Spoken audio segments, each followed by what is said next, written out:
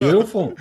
Now, you made the statement that superheroes are bad for business. Could you explain what that means and also about the invisible wall?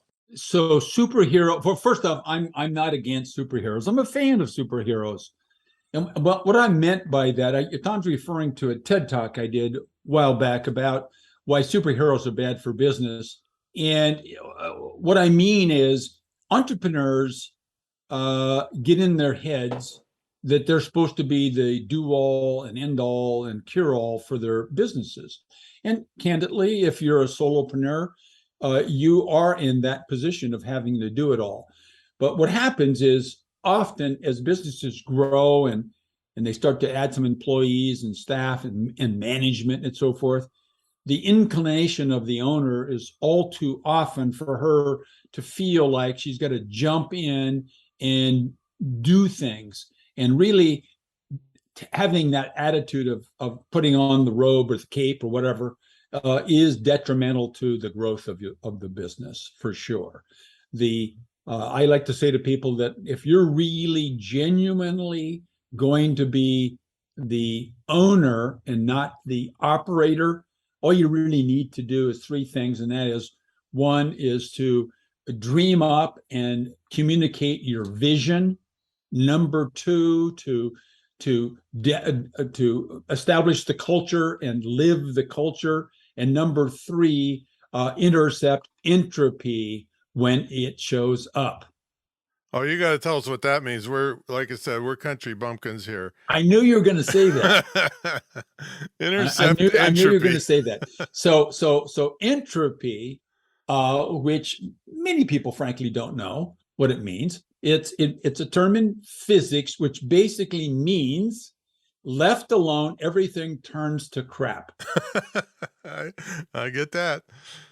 Yeah, and you can actually see that in real life. So just envision you'll see a shopping center or a big box store or something that's been closed down for whatever reason.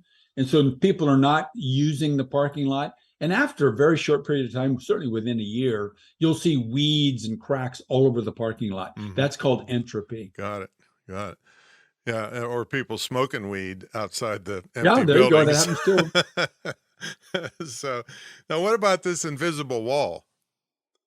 So that is that we all have a wall or a barrier or a limit or something physically there that is always holding us back.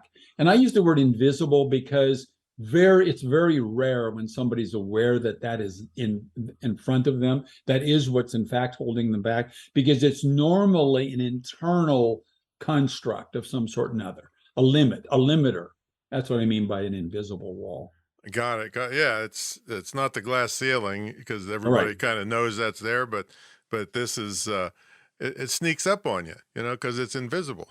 And then you just, because it's invisible. Yeah, you wallow and you don't get the growth that you help people do, because you're just putting out fires every day instead of doing the things it takes to grow. So how'd you come up with the name Scaleology? Cool name. Thank you. So well, I think this actually speaks to the whole notion of developing authority on some topic.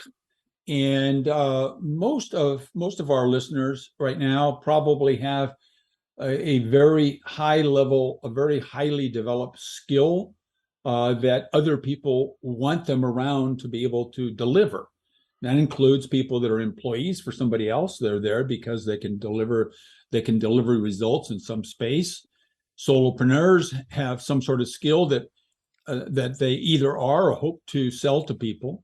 And I had that too.